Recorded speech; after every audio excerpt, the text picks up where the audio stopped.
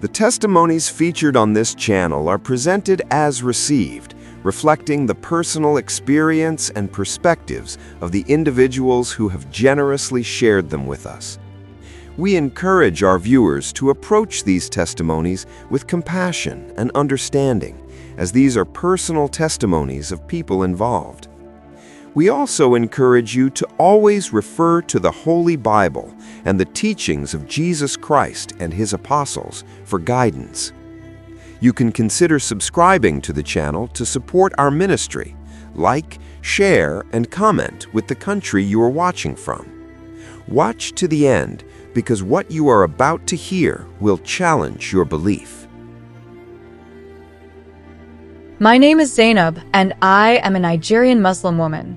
For as long as I can remember, my faith has been the guiding force in my life. It shaped my identity, my values, and my understanding of the world. But now, standing in the Grand Mosque of Mecca, I felt more lost than ever. The beauty of the sacred place surrounded me, yet my heart was heavy with confusion and despair. It was a hot evening in Saudi Arabia. The sun was setting, casting a warm golden glow over the city. Pilgrims from all over the world filled the mosque, their voices rising in prayer, creating a symphony of devotion. I watched them, feeling a deep longing to connect with Allah, to find peace and clarity. But instead, I felt like an outsider, trapped in a whirlwind of doubts and fears. I found a quiet corner of the mosque, away from the crowd. The cool tiles beneath my knees offered some comfort as I knelt down, my hands clasped in prayer. "Oh Allah," I whispered, my voice trembling. "Please guide me. I feel lost. I don't know what to believe anymore. Show me the truth." Tears began to fall, and I wiped them away with the back of my hand. I felt the weight of my questions pressing down on me, and I desperately sought answers. As I closed my eyes, I focused on my breathing, trying to calm my racing heart. The sounds of the mosque faded away, replaced by a profound silence.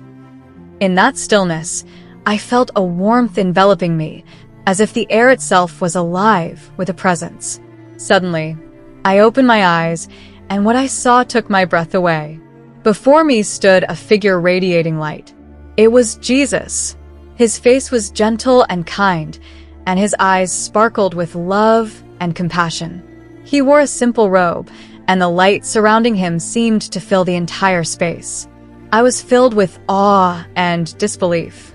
How could this be happening? I had grown up learning about Jesus, but I never imagined I would see him like this.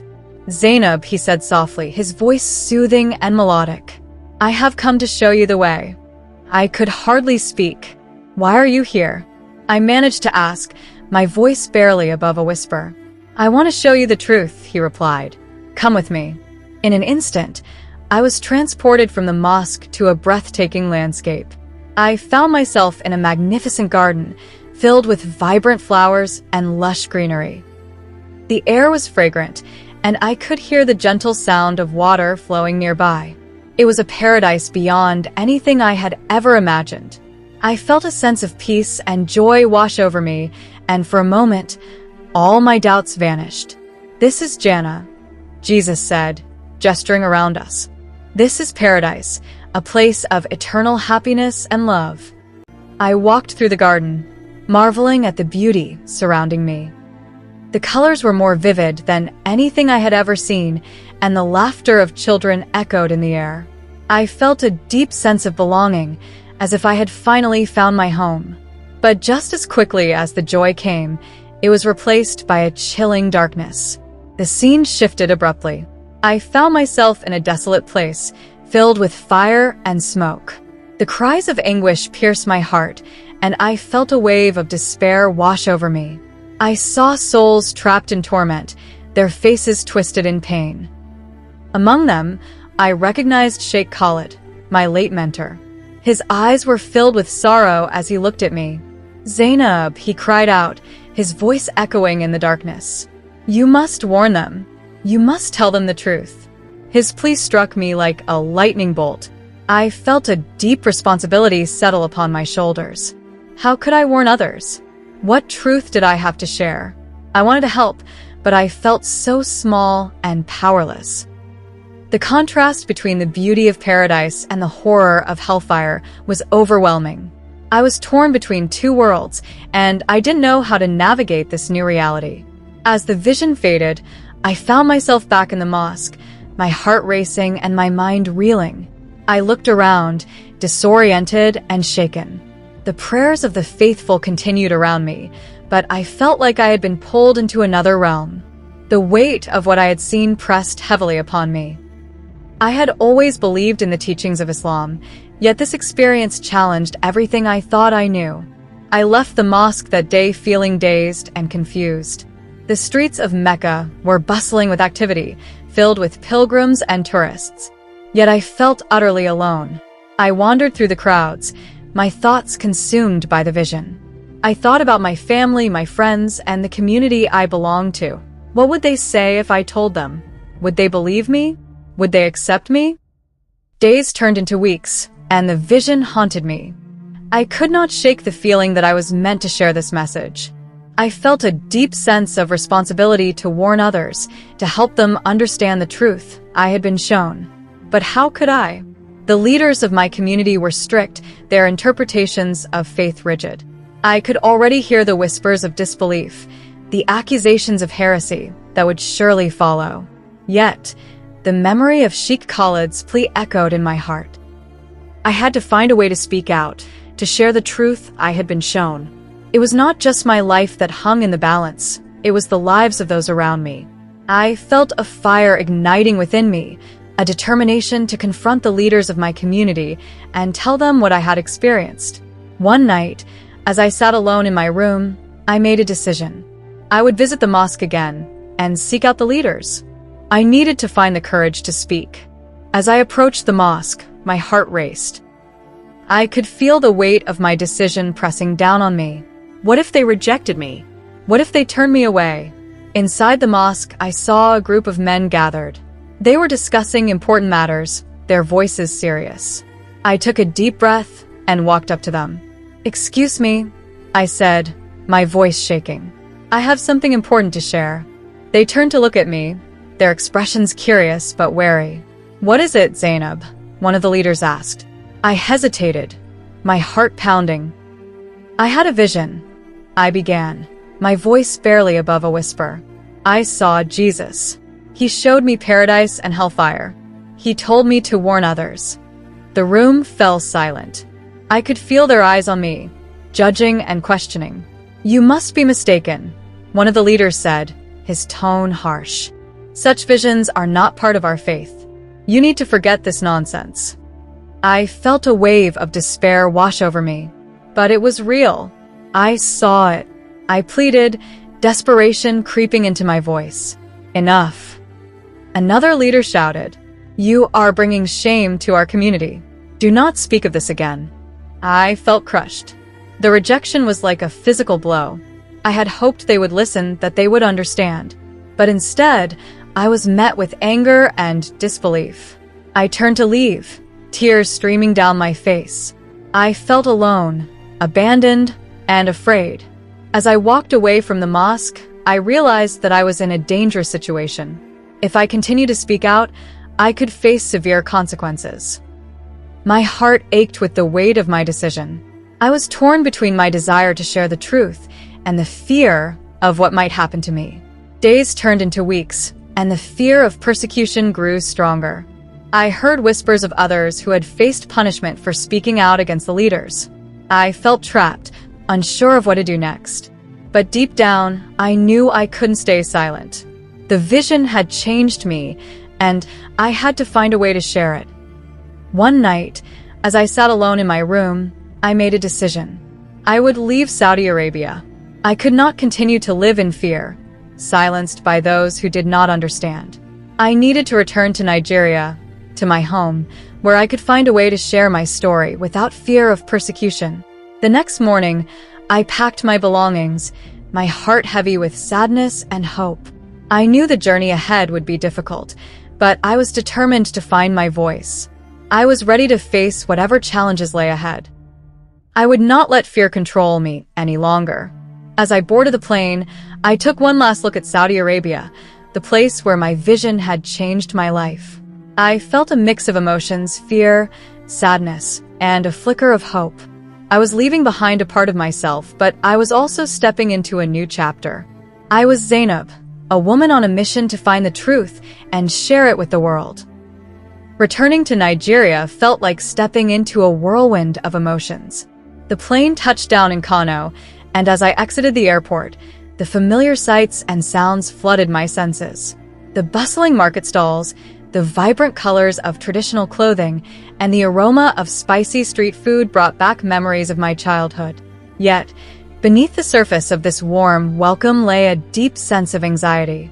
I was back home, but I was no longer the same Zainab who had left.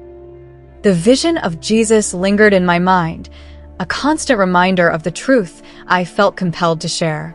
I had witnessed the beauty of Jannah and the horrors of hellfire, and I knew I had to warn my community. But how could I do that? The fear of rejection and persecution weighed heavily on my heart. I had seen how my community reacted to those who strayed from the accepted beliefs. Would they see me as a traitor? Would they turn their backs on me? I decided to confide in my closest friend, Aisha. We had grown up together, sharing secrets and dreams. I hoped she would understand. We met at our favorite cafe, a small place filled with laughter and chatter. As I sat across from her, I felt a mix of excitement and dread. Aisha, there's something important I need to tell you. I began, my voice trembling. What is it, Zainab? She asked, her brow furrowing with concern. I had a vision while I was in Saudi Arabia, I said, taking a deep breath. I saw Jesus. He showed me paradise and hellfire.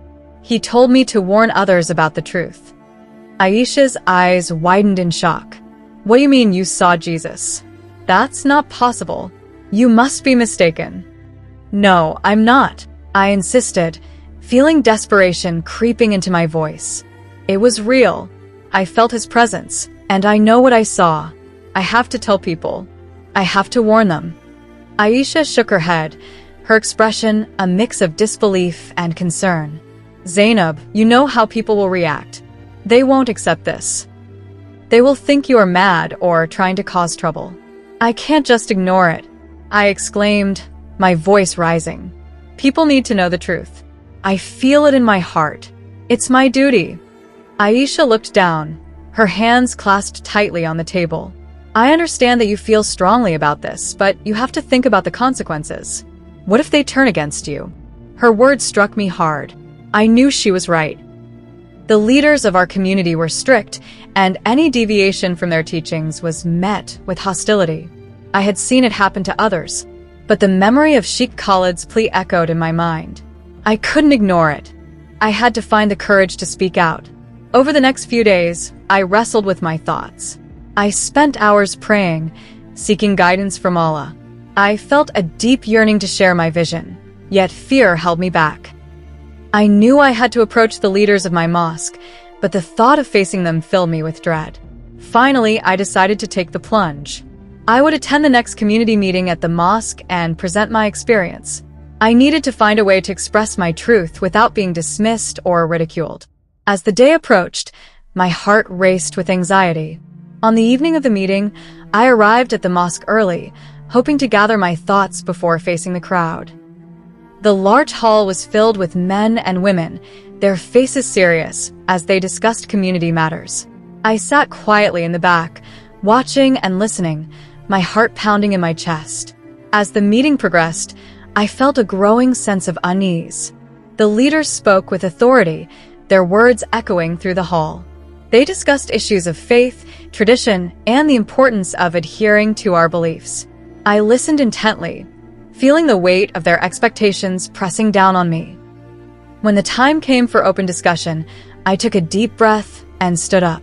"Excuse me," I said, my voice shaky but determined. "I have something important to share." The room fell silent, all eyes turning to me. I felt the heat of their stares, a mix of curiosity and skepticism. "My name is Zainab, and I want to talk about a vision I had while I was in Saudi Arabia." Before I could continue, one of the leaders, Sheikh Omar, interrupted me. A vision? What do you mean? His tone was skeptical, and I could sense the tension in the room. I saw Jesus, I said, feeling the weight of my words. He showed me paradise and hellfire. He told me to warn others about the truth. A murmur rippled through the crowd. I could see the disbelief on their faces, the way they exchanged glances with one another. You are speaking nonsense, Sheikh Omar said, his voice rising. Such visions are not part of our faith. You must be mistaken. No, I'm not mistaken. I pleaded, desperation creeping into my voice. It was real. I felt his presence. I have to share this message. People need to know. Zainab, you are bringing shame to our community, another leader interjected. You must be careful with your words. Speaking of Jesus in this way is dangerous. I felt crushed. Their rejection hit me like a physical blow. I had hoped they would listen, that they would understand, but instead, I was met with anger and disbelief. I'm only trying to help, I said, my voice trembling. I want to guide others to the truth. You are misguided, Sheikh Omar said firmly. You need to forget this vision and return to the teachings of Islam. Do not speak of this again. I turned to leave, tears streaming down my face. I felt utterly defeated. The weight of their rejection pressed down on me, and I stumbled out of the mosque, feeling like a pariah. The cool night air hit my face, but it did little to ease the burning shame in my heart. As I walked home, the streets felt foreign and unwelcoming. I had lost my place in the community I had always known. The vision that had once filled me with hope now felt like a curse. I was torn between my desire to share the truth and the fear of being cast out. Days passed, and I found myself withdrawing from my friends and family. I spent hours alone, grappling with my thoughts. I felt isolated and fearful, haunted by the vision and the rejection I had faced. I wanted to reach out to others, but I feared their response. What if they treated me the same way the leaders had? Despite my fear, I knew I couldn't stay silent. The memory of Sheikh Khalid's plea echoed in my mind, urging me to find a way to speak out. I decided to seek solace in prayer, hoping for guidance and strength. I returned to the mosque, sitting in the quiet corner where I had first experienced my vision. As I prayed, I felt a flicker of hope ignite within me. I realized that I wasn't alone in this struggle. There were others in the community who might understand, who might be willing to listen. I thought of Aisha and how she had always been supportive, even if she was hesitant about my vision. Perhaps I could gather a small group of friends who shared my beliefs, who could help me navigate this difficult path. The next day, I reached out to a few close friends, inviting them to my home for tea. I wanted to share my experience with them to see if they would be open to discussing it. When they arrived, I could sense their curiosity mixed with concern. As we sat together, I took a deep breath and began to share my story. I had a vision, I said, my voice steady but nervous. I saw Jesus, and he showed me the truth about paradise and hellfire. I believe we need to talk about it. Some of my friends listened intently, their expressions thoughtful. Others looked skeptical, exchanging glances that made my heart sink. Zainab, this is a serious claim, one friend said cautiously. You know how people will react. I understand, I replied, feeling the weight of their doubts. But I can't ignore what I saw. I believe it's important to share this message. As the discussion continued, I felt a mix of support and skepticism. Some friends expressed concern for my safety, while others encouraged me to speak out. You have to be careful, Zainab, Aisha said, her voice low. People can be harsh when it comes to faith. You don't want to put yourself in danger. I know, I replied, feeling the tension in the room. But I can't stay silent. I feel a calling to share this truth. The conversation opened my eyes to the complexities of faith and belief. My friends had different perspectives, shaped by their own experiences. Some were hesitant to embrace change, while others were curious and open-minded. I realized that I needed to find a way to bridge the gap between my vision and their understanding. Over the next few weeks, I continued to meet with my friends, discussing my vision and exploring the implications of faith. We shared stories and debated ideas, creating a safe space for dialogue. I felt a sense of camaraderie, a bond forming as we navigated this challenging terrain together. But despite the support I found in my small circle, the fear of persecution loomed over me. I heard whispers in the community about those who dared to speak out against the established beliefs. I worried about the consequences of my actions, the potential backlash I could face. One evening, as I sat with Aisha, I confided in her. I'm scared, Aisha. What if they come after me? What if they try to silence me? She reached out, taking my hand in hers. You have to be strong, Zainab. You believe in this vision, and that's what matters.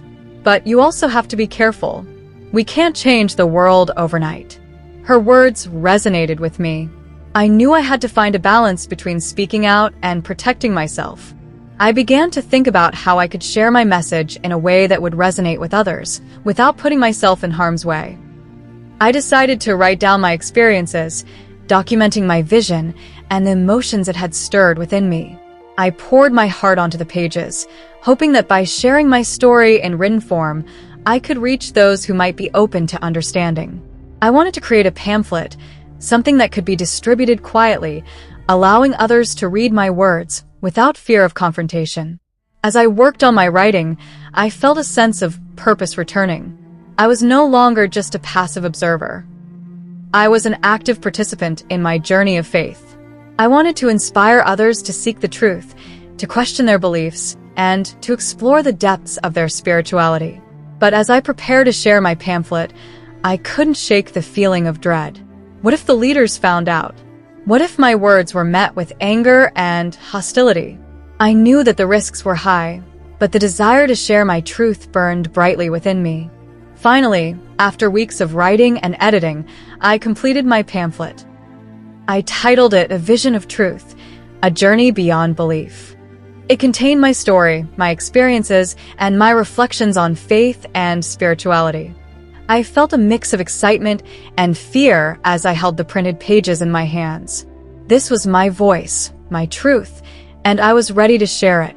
I gathered a small group of friends and shared my pamphlet with them, asking for their feedback and support. They read my words, some nodding in agreement, while others expressed concerns.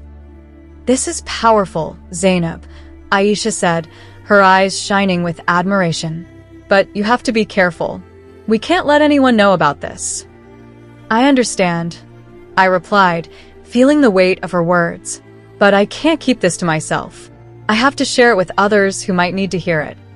With their encouragement, I decided to distribute the pamphlet discreetly. I left copies at the mosque, in community centers, and with friends who were willing to share them. I felt a sense of exhilaration mixed with fear as I watched my words spread through the community. But soon, the backlash began. Whispers turned into accusations, and I could feel the tension rising. People began to question my motives, and I heard rumors of my supposed heresy circulating. I felt the walls closing in around me, and I feared for my safety. One evening, as I was walking home, I was confronted by a group of men from the mosque. They blocked my path, their faces filled with anger and contempt. "You think you can spread lies and get away with it?" One of them shouted. "You are a disgrace to our community." My heart raced as I stood before them, fear gripping my chest. "I'm only trying to share the truth," I said, my voice trembling. "I want to help others understand." "Help," another man sneered. "You're leading people astray. You need to stop this nonsense before it's too late." I felt a surge of defiance rise within me. "I won't be silenced," I said, my voice steady. "I believe in what I saw, and I will continue to share my message." They laughed mockingly, their expressions filled with disdain. "You'll regret this, Zainab," one of them warned. "We won't let you destroy our faith." As they moved aside, I felt a wave of relief wash over me. I had stood my ground, but the fear of retaliation lingered. I knew I had to be cautious. The leaders of my community would not take kindly to my words, and I was now a target. That night, I lay in bed, my heart racing. I felt the weight of the world on my shoulders. I had taken a stand, But at what cost? I knew the road ahead would be difficult, filled with challenges and uncertainty. But deep down, I felt a flicker of hope. I was not alone in this struggle. I had my friends, my faith, and the vision that had changed my life. As I closed my eyes, I prayed for strength and guidance. I knew I had to keep moving forward, to find a way to share my truth without losing myself in the process. I was Zainab, a woman on a mission to seek the truth, and I would not back down. The days turned into weeks, and the tension in Kano grew thicker as the whispers about my pamphlet spread through the community. I could feel the eyes of judgment upon me wherever I went. The once familiar streets felt hostile, each corner hiding the potential for confrontation. I had become a pariah in my own home, and the weight of that reality was suffocating. I had hoped that my words would inspire dialogue and reflection, but instead, they had ignited anger and fear among the community leaders. My friends, although supportive, were increasingly anxious about my safety. Aisha often urged me to be careful, reminding me of the stories we had heard about those who dared to challenge the status quo.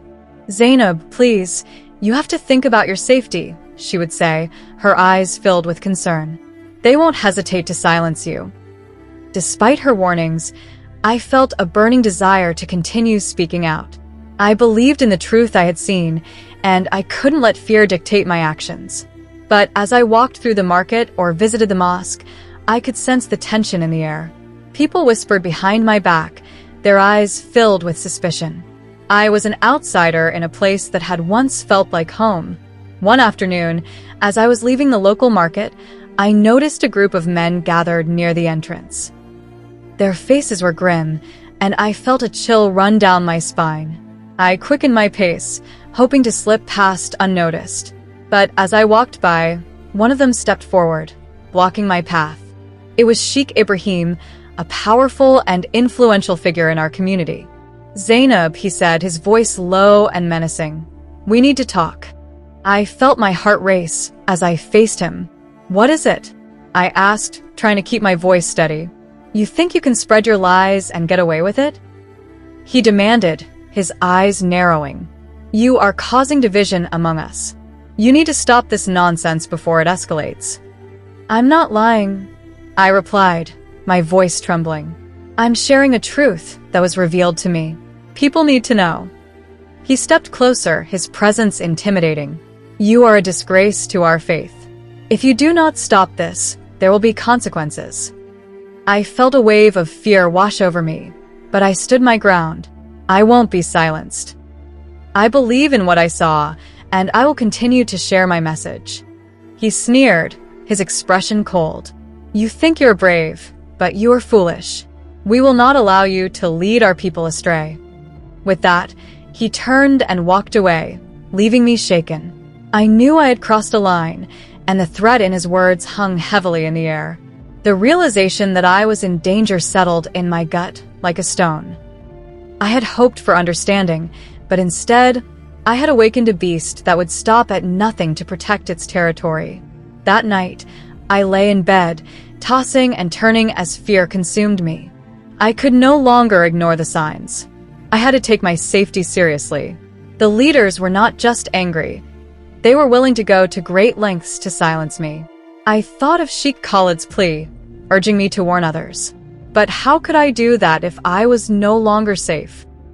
The next day, I decided to confide in Aisha. We met at a small cafe, the familiar chatter of patrons surrounding us. As I sipped my tea, I felt the weight of my decision pressing down on me. "Aisha, I'm scared," I admitted, my voice barely above a whisper. "I think they're coming for me." Her eyes widened with concern. "What do you mean?" "I had a confrontation with Sheikh Ibrahim yesterday. He threatened me," I said, my voice trembling. "I can't stay here much longer. I need to leave." Aisha's expression shifted from concern to alarm. "Leave? Where will you go? What about your family?" "I don't know," I replied, feeling tears prick at the corners of my eyes. "But I can't risk staying here. If they find out I'm still speaking out, I don't know what they'll do to me." She took a deep breath, her brow furrowing. "You're right to be worried.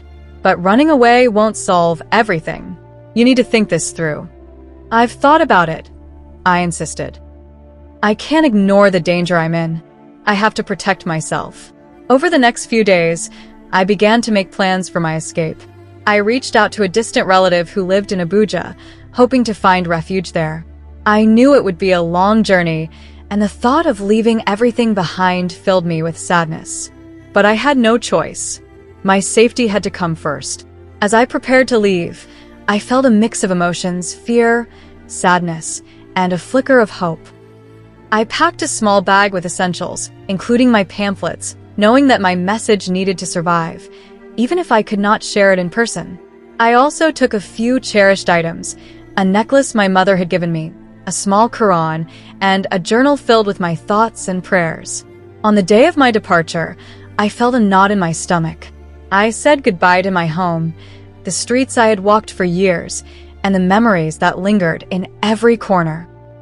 The sun was just beginning to rise, casting a soft glow over the city.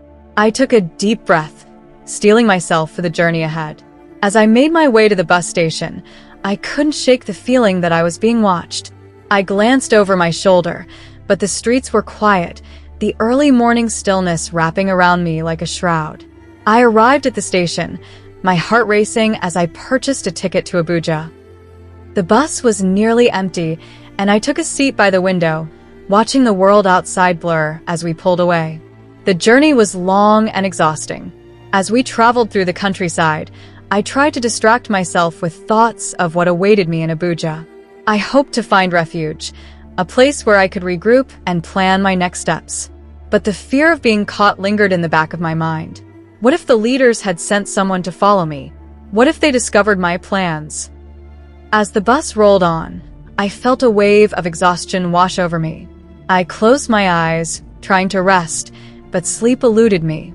Instead, I replayed the events of the past few weeks in my mind, the confrontations, the threats, and the growing hostility. I felt a mix of anger and sadness. I had only wanted to share the truth, to help others see what I had seen. Yet, I had become a target for those who feared change. After several hours, we finally arrived in Abuja. The city was bustling with life, a stark contrast to the quiet streets of Kano. I stepped off the bus, taking a moment to gather my bearings. The noise and chaos felt overwhelming, but it also offered a sense of anonymity. Here, I could blend in at least for a while. I made my way to my relative's home, a modest apartment in a busy neighborhood. When I arrived, my aunt welcomed me with open arms, her face filled with concern. "Zainab, what happened? Why did you come here?" she asked, pulling me into a tight embrace. "I'll explain everything," I said, my voice breaking. "But I need to be safe for now." My aunt listened intently as I recounted the events that had led me to leave Kano. Her expression shifted from concern to disbelief as I shared the details of the threats I had received. "You should have told me sooner," she said, her voice filled with urgency. "You could have come here earlier." "I didn't want to worry you," I replied, my heart heavy with guilt. But I couldn't stay there any longer. Over the next few days, I settled into my aunt's home. She provided me with a sense of security, and I felt a small measure of relief. I spent my time reflecting on my experiences, writing in my journal, and praying for guidance. But the fear of being discovered still loomed over me. I knew I had to be cautious. As I adjusted to life in Abuja, I began to explore the city.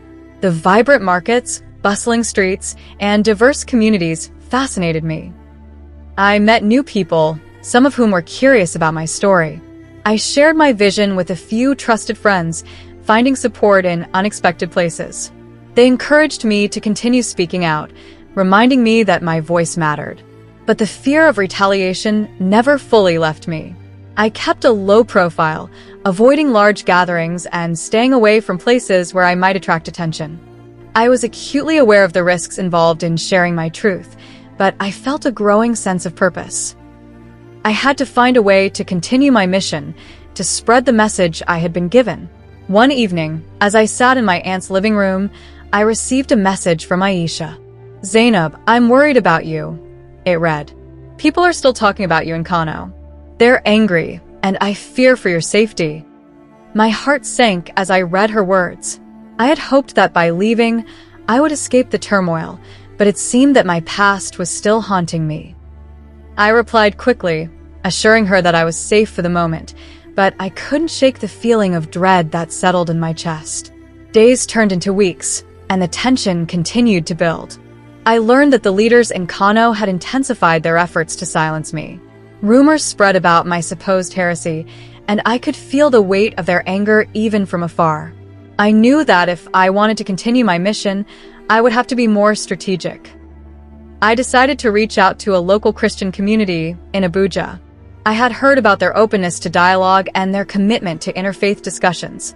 I hoped that by connecting with them, I could find allies who would support my cause. I attended a meeting at a nearby church, my heart pounding with anxiety.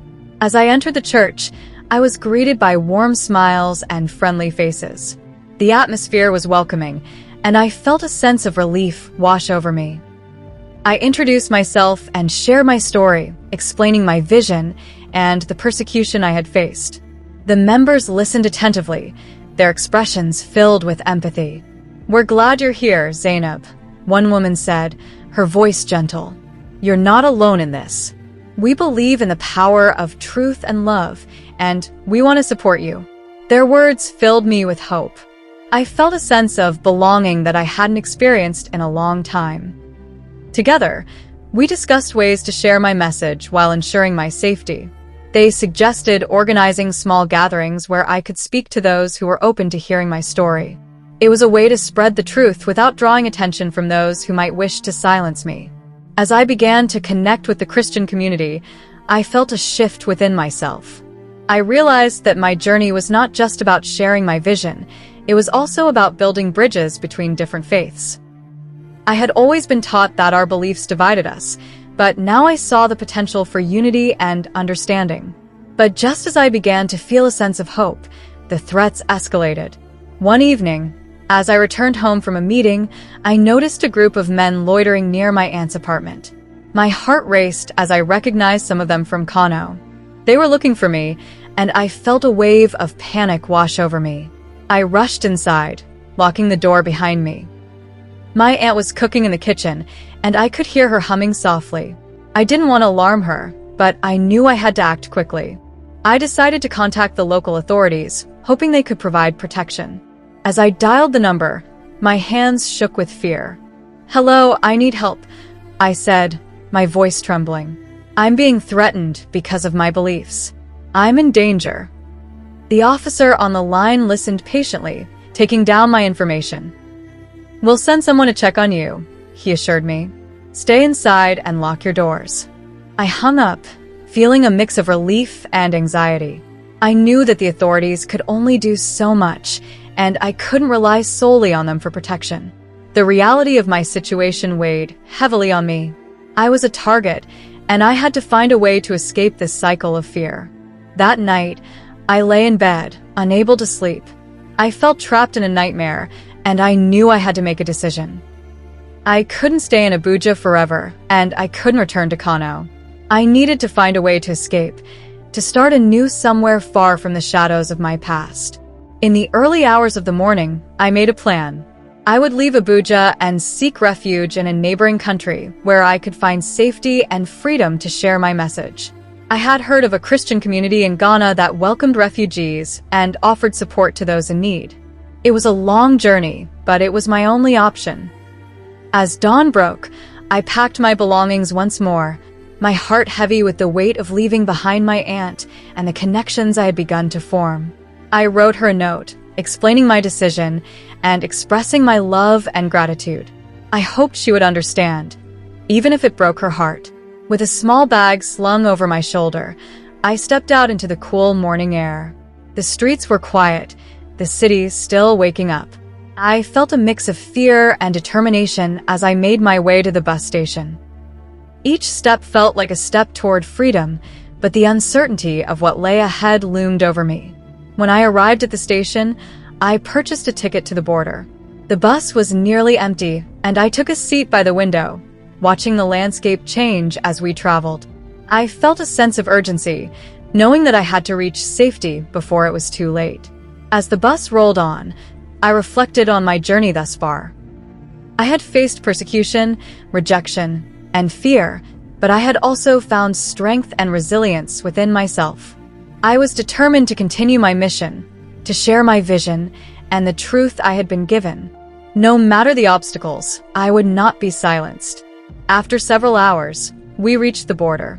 My heart raced as I disembarked, the reality of my situation settling in.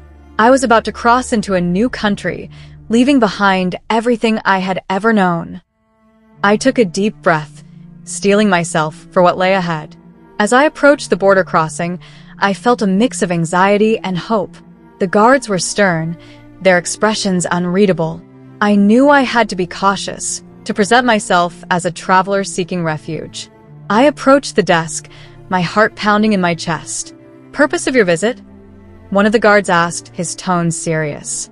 "I'm seeking safety," I replied, my voice steady despite the fear coursing through me.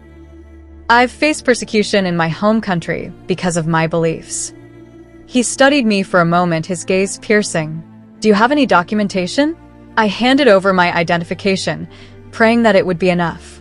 The guard examined it closely, and I held my breath as he deliberated. After what felt like an eternity, he nodded. "You may proceed. Welcome to Ghana." Relief washed over me as I stepped through the border. I was safe, at least for now. The sun shone brightly, and I felt the warmth on my skin, a stark contrast to the coldness I had experienced in Kano. I took a moment to gather my thoughts, feeling a sense of freedom begin to blossom within me. As I made my way into Ghana, I felt a renewed sense of purpose. I was determined to find the Christian community I had heard about, to connect with others who would understand my journey. I knew that my mission was far from over. It was only just beginning. With each step I took, I felt the weight of my past begin to lift. I was Zainab, a woman who had faced persecution but had not been broken. I was ready to embrace the unknown, to share my vision, and to continue my journey toward truth and healing. Returning to Kano felt like stepping into a whirlwind of emotions. The bus ride from Ghana had been long, filled with anticipation and anxiety. As I approached the familiar streets of my hometown, memories flooded my mind, laughter with friends, family gatherings, and the vibrant markets I had once loved. Yet beneath the surface of this nostalgia lay a deep sense of unease. I had left Kano to escape persecution, but now I was back, and the stakes felt higher than ever. The bus pulled into the Kano station and I stepped off, taking a moment to absorb the sights and sounds around me. The air was thick with the smell of spices and street food, and vendors shouted their wares, just as they always had. But I felt different. I was no longer just Zainab, the girl who had grown up here. I was a woman on a mission, carrying the weight of a vision that had changed my life. I decided to stay with my distant relative, Aunt Miriam, who lived on the outskirts of the city. She welcomed me with open arms, but I could see the concern etched on her face. "Zainab, it's been so long. What happened to you in Ghana?" she asked, pulling me into a warm embrace. "I've been on a journey of self-discovery," I replied, trying to keep my tone light. "I've learned a lot about faith and community." As we settled into her home, I felt a mix of comfort and apprehension. The walls were adorned with family photos, and the familiar sounds of my relatives filled the air. But I also felt the weight of my decision to return. I had come back to share my vision, to speak my truth, but I knew that not everyone would be receptive. The leaders of the mosque had made their feelings clear, and I couldn't shake the fear of retribution. Over the next few days, I began to reconnect with old friends. I reached out to Aisha first, hoping she would understand my return. When we met, her expression shifted from surprise to concern. "Zainab, what are you doing back here?" she asked, her voice filled with worry. "I'm here to share my story," I said, my heart racing.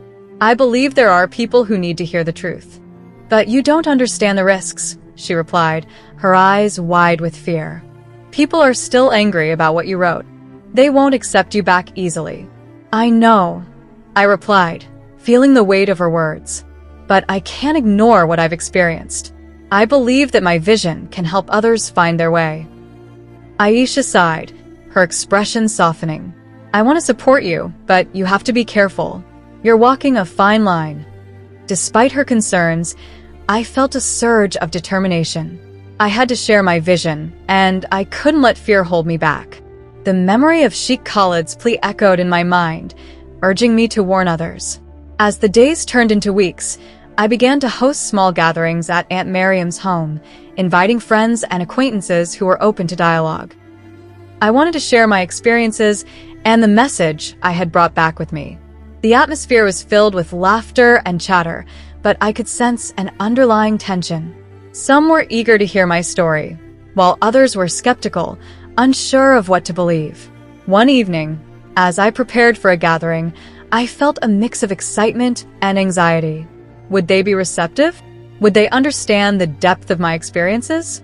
As the guests arrived, I greeted them warmly, trying to mask my nerves. When everyone was settled, I took a deep breath and began to share my story. "Thank you all for coming," I said, my voice steady. "I've been on a journey, and I feel compelled to share what I've experienced. I had a vision while I was in Saudi Arabia, and it changed everything for me."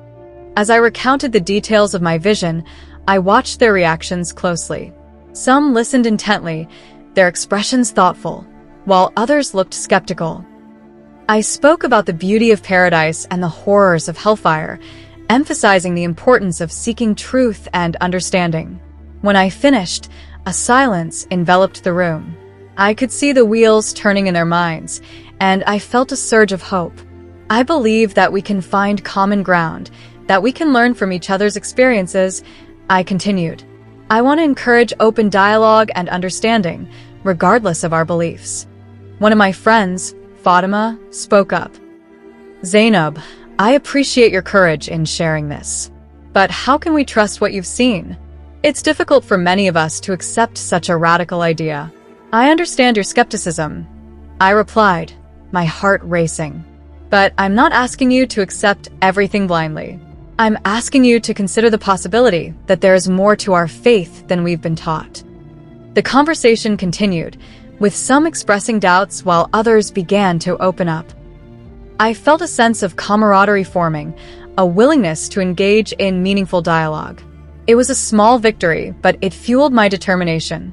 However, I was acutely aware that the leaders of the mosque were not blind to my activities. I heard whispers of their displeasure, and I knew that they were watching me closely. The tension in the community was palpable, and I felt the weight of their scrutiny. One evening, as I was leaving a gathering, I was confronted by a group of men from the mosque. They blocked my path, their faces filled with anger and contempt. "Zainab," one of them shouted, "you think you can spread lies and get away with it?" My heart raced as I stood before them, fear gripping my chest. "I'm only trying to help," I said, my voice trembling. "I want to guide others to the truth." "Help," another man sneered. "You're leading people astray. You need to stop this nonsense before it's too late." I felt a surge of defiance rise within me. "I won't be silenced," I said, my voice steady. "I believe in what I saw, and I will continue to share my message." They laughed mockingly, their expressions filled with disdain. "You'll regret this, Zainab," one of them warned. "We won't let you destroy our faith." As they moved aside, I felt a wave of relief wash over me. I had stood my ground, but the fear of retaliation lingered. I knew that if I wanted to continue my mission, I had to be strategic about how I shared my message. Days turned into weeks, and the tension in Kano continued to build. I heard rumors of others who had faced punishment for speaking out against the leaders. I felt trapped, unsure of what to do next. But deep down, I knew I couldn't stay silent. The vision had changed me, and I had to find a way to share it. One night, as I sat alone in my room, I made a decision. I would leave Kano again, but this time, I would do so with a plan. I could not continue to live in fear, silenced by those who did not understand. I needed to return to my friends in Ghana, where I could find safety and support while continuing my mission. The next morning, I packed my belongings once more, my heart heavy with sadness and hope. I knew the journey ahead would be difficult, but I was determined to find my voice. As I boarded the bus, I took one last look at Kano, the place where my vision had changed my life. I felt a mix of emotions, fear, sadness, and a flicker of hope. I was leaving behind a part of myself, but I was also stepping into a new chapter. As I traveled, I reflected on my journey. I had faced persecution, rejection, and fear, but I had also found strength and resilience within myself. I was determined to continue my mission, to share my vision, and to foster understanding. I would not let fear control me any longer. When I arrived in Ghana, I was greeted with open arms by my friends in the Christian community. They welcomed me back, offering support and encouragement as I navigated this new phase of my journey. I shared my experiences in Kano, recounting the challenges I had faced and the determination that fueled my mission. Together, we began to strategize. We discussed ways to reach out to those in Kano who were open to dialogue, who might benefit from my message. I felt a sense of hope as I witnessed the positive impact our gatherings had on those who attended. But the fear of returning to Kano still lingered in the back of my mind. I knew that the leaders of the mosque would not forget me easily, and I had to be cautious about how I approached my mission. I decided to reach out to friends in Kano, hoping to find those who would be supportive of my message. Through social media and discreet conversations, I began to connect with individuals who were open to dialogue. I shared my vision and my experiences, encouraging them to explore their beliefs and seek understanding. I felt a sense of camaraderie forming, a willingness to engage in meaningful conversations. As I continued to build connections, I realized that my journey was not just about sharing my vision, it was also about building bridges between faiths. I had always been taught that our beliefs divided us, but now I saw the potential for unity and understanding. One evening, as I sat with my friends in Ghana, I felt a surge of determination. I need to go back, I said, my voice steady. I have to share my story with my community. They need to hear the truth. My friends exchanged worried glances, but they also expressed support. We'll help you prepare, one of them said. We'll make sure you're safe. With their encouragement, I began to make plans for my return to Kano. I knew that I had to be strategic, to approach my mission with caution and care. I would not let fear dictate my actions, but I also had to protect myself. As I prepared for my journey, I felt a mix of excitement and anxiety. I was ready to confront the challenges ahead, to share my truth, and to foster understanding in a community that desperately needed it. I was Zainab, a woman on a mission to seek the truth and share it with the world, no matter the obstacles that lay ahead. The sun dipped low in the sky, casting a warm, golden hue over Kano as I prepared for the most significant day of my journey.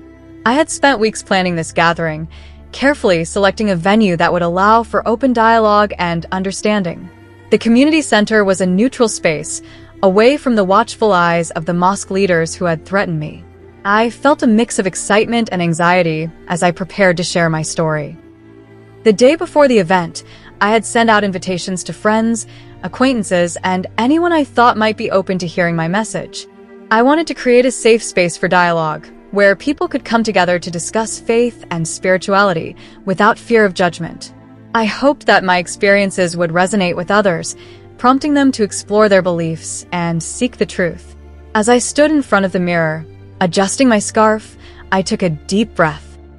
I was no longer the same Zainab who had left Kano months ago. The vision I had experienced, the journey I had undertaken, and the support I had found in Ghana had transformed me. I felt stronger, more resilient, and ready to face whatever challenges lay ahead. Arriving at the community center, I was greeted by a small group of friends who had come to support me. Aisha was there, her expression a mix of pride and concern. "You're really doing this, aren't you?" she asked, her voice filled with admiration. "I have to," I replied, my heart racing. "I believe it's important for us to talk about faith and understanding. We can't let fear dictate our actions any longer." As guests began to arrive, I felt a wave of nervous energy coursing through me. I had prepared my speech, but I knew that the most important part would be the conversation that followed. I wanted to encourage others to share their thoughts and experiences, to create a dialogue that could lead to healing and understanding. The room began to fill with people, some familiar faces, and others I had never met. I took a deep breath, reminding myself of the purpose behind this gathering. I was not just sharing my vision. I was inviting others to explore their beliefs and seek understanding. As I stepped onto the small stage, my heart raced. Thank you all for being here today. I began, my voice steady despite the nerves. We are gathered here to foster understanding, to break down barriers, and to promote peace within our community. The crowd responded with applause, and I felt a surge of hope. I introduced myself and shared my story, recounting the vision I had experienced in Saudi Arabia and the journey that had led me back to Kano. I spoke about the beauty of paradise and the horrors of hellfire, emphasizing the importance of seeking truth and understanding. As I shared my experiences, I could see the audience engaging with my words. Some nodded in agreement, while others listened intently, their expressions thoughtful. I felt a sense of connection forming, a willingness to engage in meaningful dialogue. After I finished speaking, I opened the floor for questions and discussion. I want to hear your thoughts, I said, encouraging everyone to share their perspectives. This is a safe space for us to explore our beliefs together. A man in the front row raised his hand. Zainab, how can we trust your vision? What if it's just a figment of your imagination? I understand your skepticism, I replied, my heart racing. But I'm not asking you to accept everything blindly. I'm asking you to consider the possibility that there is more to our faith than we've been taught. My vision was a personal experience, but I believe it carries a message that is relevant to all of us. Another woman spoke up. What if we're afraid of what we might discover? What if the truth is different from what we've always believed? That's a valid concern, I acknowledged. But I believe that seeking truth is essential for our growth. It can be uncomfortable, but it can also lead to healing and understanding. We owe it to ourselves to explore our beliefs and seek the truth. As the discussion continued, I felt a sense of camaraderie forming among the attendees. People began to share their own experiences, their struggles with faith, and their desires for understanding. I listened intently, offering support and encouragement as they spoke. One of my friends, Fatima, shared her story.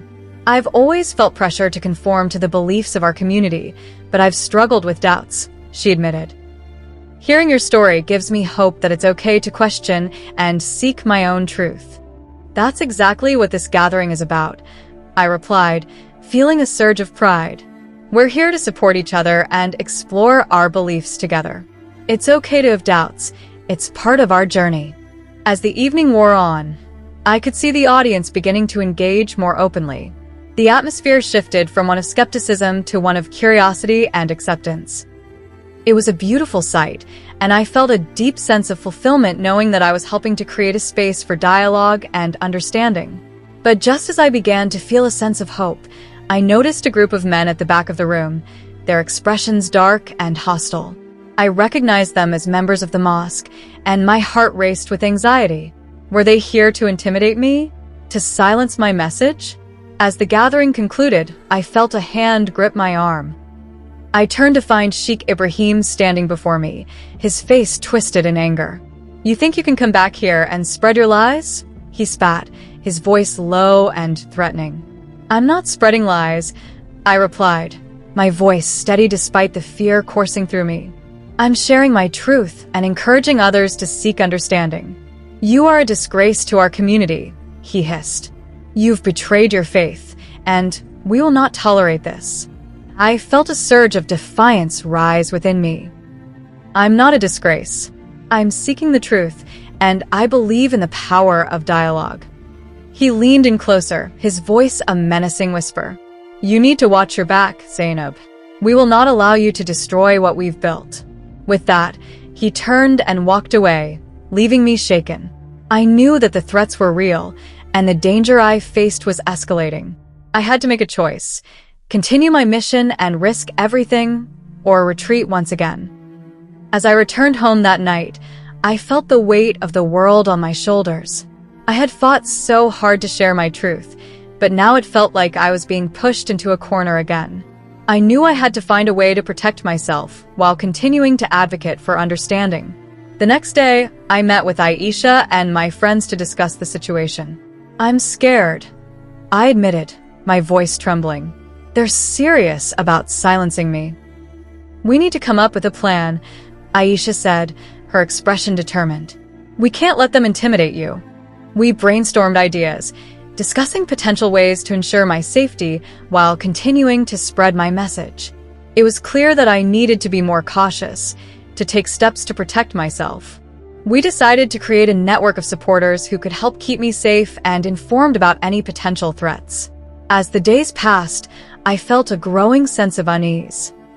The leaders of the mosque were becoming more aggressive in their attempts to silence me, and I could feel the tension rising in the community. I knew that I had to make a decision soon. One evening, as I sat with Aisha and Fatima, I felt a surge of determination. "I can't back down," I said, my voice steady. "I believe in what I'm doing, and I won't let fear control me. But you have to be careful," Aisha warned. "We need to find a way to protect you while you continue your mission." "I understand," I replied, my heart racing. "But I can't let them win. I have to keep fighting for what I believe in." As we continued to discuss our options, I felt a sense of hope emerging. I knew that I was not alone in this struggle. I had my friends, my faith, and the vision that had changed my life. I was determined to keep moving forward, to share my truth, and to foster understanding in a community that desperately needed it. But just as I was beginning to feel a sense of resolve, the threats escalated. I received anonymous messages warning me to stop my activities or face dire consequences. Each message sent chills down my spine, but I refused to let fear dictate my actions. One night, as I lay in bed, I felt a wave of determination wash over me. I had come too far to turn back now. I would continue to share my vision, to foster understanding, and to seek the truth. I would not let fear control me any longer. The following morning, I decided to hold another gathering, this time focusing on the theme of resilience and the power of faith. I wanted to inspire others to stand firm in their beliefs, to seek truth, and to engage in dialogue, even in the face of adversity. As I prepared for the gathering, I felt a renewed sense of purpose. I reached out to my friends, inviting them to share their stories and experiences. Together, we would create a space for healing and understanding. On the day of the gathering, the atmosphere was electric. The venue was filled with people from various backgrounds, eager to engage in meaningful conversations. I felt a sense of pride as I looked around, witnessing the diversity of faiths and beliefs represented in the room. As I took the stage, my heart raced with anticipation. "Thank you all for being here today," I said, my voice steady. "We are gathered here to share our stories, to foster understanding, and to promote resilience in the face of adversity." The crowd applauded, and I felt a surge of hope. I introduced the speakers, each representing different faiths and perspectives. They shared their stories of struggle, resilience, and the power of faith to overcome challenges. As the discussions unfolded, I could see the audience engaging, asking questions, and sharing their thoughts. As the gathering progressed, I felt a sense of camaraderie forming among the attendees. People began to share their own experiences, their struggles with faith, and their desires for understanding. I listened intently, offering support and encouragement as they spoke. One woman shared her story of doubt and fear. "I've always felt pressure to conform to the beliefs of our community, but I've struggled with doubts," she admitted.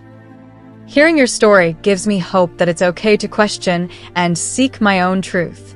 "That's exactly what this gathering is about," I replied, feeling a surge of pride.